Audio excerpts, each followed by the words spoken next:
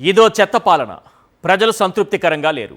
పాలన బాగుందని ఎవరి డప్పు వారు కొట్టుకుంటే ఎలా? గ్రౌండ్లోకి వెళితే అసలు విషయం తెలుస్తుంది. ప్రజల మనసులో ఏముందో బయటపడుతుంది. ఈ పాలన బాగాలేదని ప్రజలు అనుకుంటున్నారు. ఈ మాటలన్నది ఎవరో కాదు, ప్రతిపక్ష పార్టీ నేతలు అసలే కాదు, కూటమి నేతలు అంతకన్నా కాదు. స్వయంగా సీఎం చంద్రబాబే ఈ మాట అన్నారు. కలెక్టర్ల సమావేశంలో సీఎం చంద్రబాబు చేసిన ఈ వ్యాఖ్యలతో రాష్ట్రమే ఉలిక్కిపడింది. అసలు ఈ సమావేశంలో చంద్రబాబు ఏమన్నారో ఒక్కసారి మనం స్క్రీన్ పైన చూద్దాం. మీరు బాగా చేశారని మీరు అనుకుంటున్నారు, ఎండ్ అవుట్కమ్ రావడం లేదు. మీరు బాగా చేశామని అనుకుంటున్నాం, నేను కూడా, కానీ ప్రజలు మెచ్చడం లేదు. ఏ స్టేక్ హోల్డర్స్ కోసం పనిచేశామో వాళ్ళు మెచ్చకపోతే దెర్ ఇస్ సంథింగ్. మీరు బాగా చేశారని మీరు అనుకుంటున్నారు, ఎండ్ అవుట్కమ్ రావడం లేదు.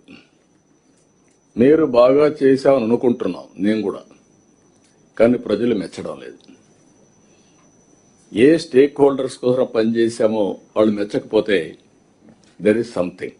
18 నెలల్లో 2,79,000 కోట్ల అప్పులు చేసిన ప్రపంచ ఆర్థికవేత్త, కేంద్రానికి దొరకకుండా అడ్డదారిలో అప్పులు తేగల సంపద సృష్టికర్త, అప్పుల కోసం రాష్ట్ర ఖజానా తాళాలు ప్రైవేటు వ్యక్తుల చేతుల్లో పెట్టిన విజనరీ, మద్యంపై ఆదాయం అంటూ ప్రజల కిడ్నీలు లివర్లను కూడా తాకట్టు పెట్టి అప్పులు చేయగల మానవతావాది, అప్పుల మాటను కూడా స్కాములు చేయొచ్చని ప్రపంచానికి చాటిన అపర మేధావి.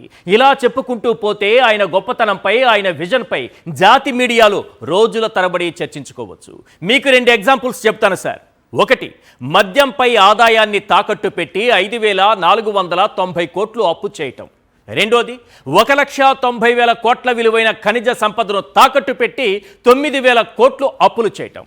అప్పులు ఎవరైనా చేస్తారు సార్. కేంద్రానికి దొరకకుండా ఎఫ్ఆర్బిఎం నిబంధనల్ని అతిక్రమించి అడ్డదారిలో అప్పులు చేస్తారే, వారికే ఒక రేంజ్ ఉంటుంది.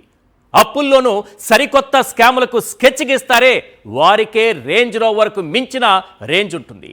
అలాంటి రేంజ్ ఉన్న నాయకుడే మన సీఎం చంద్రబాబు నాయుడు గారు. ఒకసారి ఆయన గారు చేసినటువంటి అప్పులు, 2 రకాల అప్పులు చెప్పాను. ఒకటి, మద్యంపై ఆదాయాన్ని తాకట్టు పెట్టి 5,490 కోట్ల రూపాయల అప్పులు చేయటం.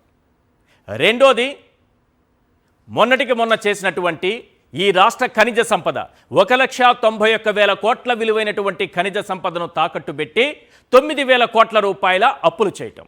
ఈ అప్పులు చేయటానికి ఆయన ఎఫ్ఆర్బిఎం నిబంధనల్ని, కేంద్రం నిబంధనల్ని దొంగచాటుగా తెచ్చారు. ఇవన్నీ పోతే దీని వెనుక అతిపెద్ద స్కామ్ ఉందన్న విషయం మనం మర్చిపోతున్నాము. అప్పులు చేయటం వెనుక కూడా అతిపెద్ద స్కామ్ చేయొచ్చని చూపించినటువంటి గొప్ప విజనరీ గారు మన ముఖ్యమంత్రి గారు. ఒక్కసారి వారి విజన్ స్క్రీన్ పైన చూద్దాం. 2 ఎగ్జాంపుల్స్ తీసుకుంటున్నాం. ఆయన చేసినటువంటి అప్పుల్లో, అడ్డదారి అప్పుల్లో ఎఫ్ఆర్బిఎం నిబంధనల్ని అతిక్రమించి అడ్డదారిలో రాజ్యాంగ విరుద్ధంగా కూడా 2 రకాల అప్పులు, మనం 2 అప్పుల్ని మాత్రమే 2 ఎగ్జాంపుల్స్గా తీసుకుంటున్నాం. ఒకటి, మద్యం, మొన్నటికి మొన్న చేసింది. దానికి ముందు చేసినటువంటి మన గనుల్ని తాకట్టు పెట్టి తెచ్చినటువంటి అప్పులు. ఒక్కసారి క్లియర్గా చూడండి సార్, మనకు అర్థమవుతుంది. అడ్డదారి అప్పులు, అడ్డగోలు స్కామ్లు ఏంటంటే ఇది మద్యానికి సంబంధించింది. ఇటువైపు మనం చూస్తున్నది మద్యానికి సంబంధించి ఏం చేశారు అనేది.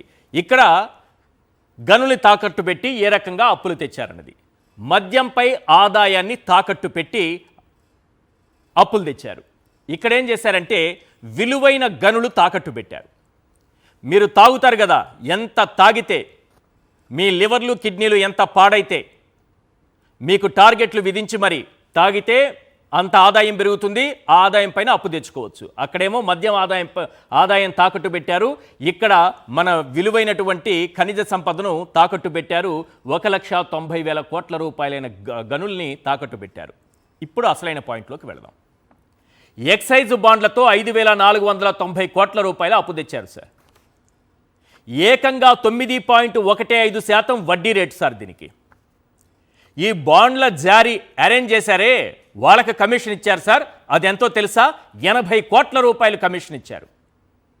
ఎఫ్ఆర్బిఎం నిబంధనలు అతిక్రమించి అప్పు చేశారు. మద్యాన్ని అడ్డు పెట్టుకొని మీ లివర్లు, కిడ్నీలు, నరాలు, గుండెలు వాటిపైన వ్యాపారం చేసుకుని తెచ్చినటువంటి అప్పు. ఇందులో ఏం చేశారంటే 9.15%. ఎవరైనా 6 నుంచి 7% ఏ ప్రభుత్వమైనా తెస్తుంది.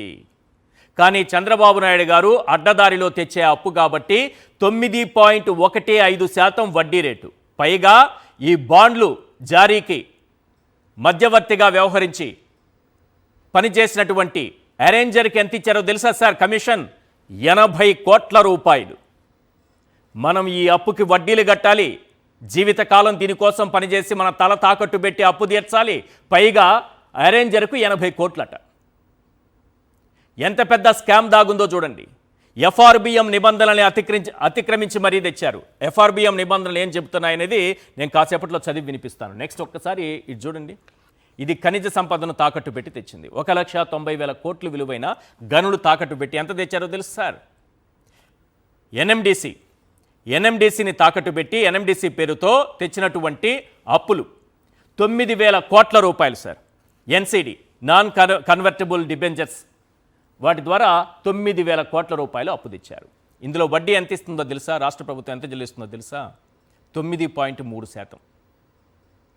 ఇప్పటి వరకు ఏ రాష్ట్ర ప్రభుత్వం అయినా తీసుకొస్తే 6 నుంచి 7% తెచ్చింది మనం చూసాం. కానీ 9 పైన 9.15%, 9.3% ఇస్తున్నారంటే ఎంత పెద్ద స్కామ్ జరిగి ఉండాలి. రెండోది, ప్రైవేటు వ్యక్తుల చేతికి ఖజానా తాళాలు. రాష్ట్ర కన్సాలిడేటెడ్ ఫండ్ డైరెక్ట్గా ఈ ప్రభుత్వం చెల్లించకపోతే ఎవడైనా ఆ ఫండ్ నుంచి తీసేసుకోవచ్చు. ఈ బాండ్లు తీసుకున్న వాళ్ళకి సకాలంలో నెక్స్ట్ వచ్చే గవర్నమెంటు చెల్లించలేదని అనుకోండి, అప్పుడు ఏం చేయొచ్చు? రాష్ట్ర కన్సాలిడేటెడ్ ఫండ్ నుంచి డైరెక్ట్గా వాళ్ళు తీసుకోవచ్చు. అంటే ఖజానా తాళాలు ప్రైవేటు వ్యక్తుల చేతుల్లో పెట్టేశారు. ఇలా రాష్ట్ర ఖజానా తాళాలు ప్రైవేటు వ్యక్తుల చేతుల్లో పెట్టడం అనేది రాజ్యాంగ ఉల్లంఘన. అక్కడేమో ఎఫ్ఆర్బిఎం నిబంధనలు అతిక్రమించారు సార్, ఇక్కడేమో రాజ్యాంగాన్ని ఉల్లంఘించారు సార్. అక్కడేమో 5,490 కోట్లు అప్పు తెచ్చారు సార్, ఇక్కడేమో 9,000 కోట్ల రూపాయలు అప్పు తెచ్చారు సార్. ఇదేమో 9.15% వడ్డీ రేటు సార్, ఇదేమో 9.3% వడ్డీ రేటు సార్. మీరు, నేను, మన పిల్లలు తరతరాల పాటు చెల్లించాల్సినటువంటి అప్పు మన నెత్తిని పెట్టారు సార్ చంద్రబాబు నాయుడు గారు. గొప్ప విజనరీ. ఇంకా వీరి గురించి చెప్పుకోవాలంటే ఆయన రేంజ్ చెప్పడానికి జస్ట్ ఇప్పుడు నేను చూపించినటువంటి ఈ శాంపుల్స్ మాత్రమే సరిపోవు సార్. అసలు సినిమా చూస్తే దిమ్మ తిరిగి మైండ్ బ్లాంక్ అవుతుంది. ఆయన కొట్టే దెబ్బకు పండుగాడు కూడా పనికిరాడు. ఆ రేంజ్లో దిమ్మ తిరిగి మైండ్ బ్లాంక్ అవుతుంది మీకు. ఎవరైనా అవసరానికి అప్పు చేస్తారు, లేదంటే అత్యవసరంలో అప్పు చేస్తారు. కానీ మన బాబు గారు దోచుకోవడానికి శ్రద్ధగా అప్పు చేస్తారు. అదేదో గోడ గడుతున్నట్టు, గులాబీ మొక్కకు అంటుగడుతున్నట్లు చాలా జాగ్రత్తగా కేంద్రానికి దొరకకుండా ఒక పద్ధతిగా అప్పు చేస్తారు. ఈ 18 నెలల కాలంలో బాబు గారు చేసిన 3 రకాల అప్పులేంటో ఒక్కసారి మనం స్క్రీన్ పైన చూద్దాం సార్. 3 రకాల అప్పులు ఉన్నాయి. నేను చాలా కాలంగా చెబుతున్నా, మళ్ళీ చెబుతున్నా, ఈ దేశంలో ఏ రాష్ట్రమైనా అప్పు చేస్తే 2 రకాల అప్పులు ఉంటాయి. ఒకటి బడ్జెట్ అప్పు, 2 బడ్జెటేతర అప్పు. ఒకటి డైరెక్ట్గా చేసుకునే అప్పు, ఇంకోటి ఇండైరెక్ట్గా కార్పొరేషన్ల ద్వారా తెచ్చుకునే అప్పు. కానీ బడ్జెట్ అప్పు, బడ్జెటేతర అప్పు కాకుండా ఆంధ్రప్రదేశ్ ప్రజలపైన మాత్రమే చంద్రబాబు నాయుడు గారు మోపిన 3వ రకం అప్పు అమరావతి అప్పు. ఇది రాష్ట్రానికి అతిపెద్ద ముప్పు. ఏ రాష్ట్రంలోనూ ఇలాంటి పరిస్థితి లేదు. 3 రకాల అప్పులున్న రాష్ట్రమే లేదు ఎక్కడ దేశంలో. ఒకే ఒక్క రాష్ట్రం ఆంధ్రప్రదేశ్, అది చంద్రబాబు నాయుడు గారి విజన్. మళ్ళీ దీనికి ఎఫ్ఆర్బిఎం పరిమితి రాదు. ఎఫ్ఆర్బిఎం పరిమితి లేకుండా మళ్ళీ ఈ అప్పులు కాకుండా కేంద్రం అప్పులు ఇప్పిస్తోంది మధ్యవర్తిగా ఉండి. ఎవరు కడతారు ఈ అప్పులన్నీ? రైట్. బడ్జెట్ అప్పు 1,54,880 కోట్లు. బడ్జెటేతర అప్పు కార్పొరేషన్ల ద్వారా అడ్డదారిలో ప్రభుత్వ గ్యారెంటీతో తీసుకొచ్చిన అప్పులు 76,785 కోట్లు. అమరావతి అనే అప్పు మన నెత్తిన పెట్టినటువంటి చంద్రబాబు నాయుడు గారు సపరేట్గా పెట్టినటువంటి అప్పుల మూట 47,387 కోట్లు. మొత్తం కలిపితే ఎంతైందంటే 2,79,052 కోట్లయింది సార్. కేవలం చంద్రబాబు నాయుడు గారు ముఖ్యమంత్రిగా ప్రమాణ స్వీకారం చేసిన తరువాత ఈ 18 నెలల కాలంలోనే చేసినటువంటి అప్పు 2,79,052 కోట్ల రూపాయలు సార్. 5 ఏళ్ల కాలంలో జగన్మోహన్ రెడ్డి గారు చేసిన 3,32,000 కోట్ల రూపాయల అప్పులతో లెక్కేస్తే ఈ 18 నెలల కాలంలో మా చంద్రబాబు నాయుడు గారు చేసిన అప్పు 81% సార్. 81%. అది మా విజన్, అది మా గొప్పతనం. ఎంత గొప్పతనం అంటే ఒక్కసారి క్లియర్గా మీకు అర్థమయ్యేలా వివరిస్తాను. మనం ముఖ్యమంత్రిగా ప్రమాణ స్వీకారం చేసి ఎన్ని రోజులైంది, నెలకి ఎంత అప్పు చేస్తున్నాం, వారానికి ఎంత అప్పు చేస్తున్నాం, రోజుకెంత, గంటకెంత, నిమిషానికెంత, ఒక్కసారి స్క్రీన్ పైన చూద్దాం. ఆశ్చర్యపోవాలి. ఇది దేశమే ఆశ్చర్యపోతోంది. తెలుగుదేశం కాదు సార్, భారతదేశం, ప్రపంచం నివ్వెరపోతోంది. ఒక్కసారి చూడండి. నీ రుణం ఈ జన్మలో తీర్చుకోలేమని రాష్ట్ర ప్రజలు చెప్పుకోవాల్సినటువంటి దౌర్భాగ్య పరిస్థితి ఏర్పడింది సార్. 18 నెలల్లో బాబు గారు చేసిన అప్పు 2,79,052 కోట్లు సార్. సీఎంగా ప్రమాణ స్వీకారం చేసి నేటికి 554 రోజులు. జూన్ 12, 2024 ముఖ్యమంత్రిగా ఆయన ప్రమాణ స్వీకారం చేశారు. ఈ రోజుకి 554 రోజులైంది సార్. అంటే 2,79,000 కోట్ల రూపాయలు అప్పులు చేస్తే ఈ 554 రోజులకు ఒక నెలకు ఆయన గారు చేస్తున్నటువంటి అప్పు 15,502 కోట్ల రూపాయలు సార్. 15,000 కోట్ల రూపాయలు ప్రతి నెల అప్పు చేస్తున్నారు. అంటే ఆ లెక్కన ఒక్క రోజుకు చేస్తున్న అప్పు, 24 గంటలకు చేస్తున్న అప్పు ఎంతో తెలుసా? 505 కోట్లు సార్. అంటే ఒక్కరోజు అప్పుతో ఒక మెడికల్ కాలేజీ కట్టొచ్చు. ఒక్కరోజు అప్పుతో ఒక మెడికల్ కాలేజీ పూర్తి చేయొచ్చు.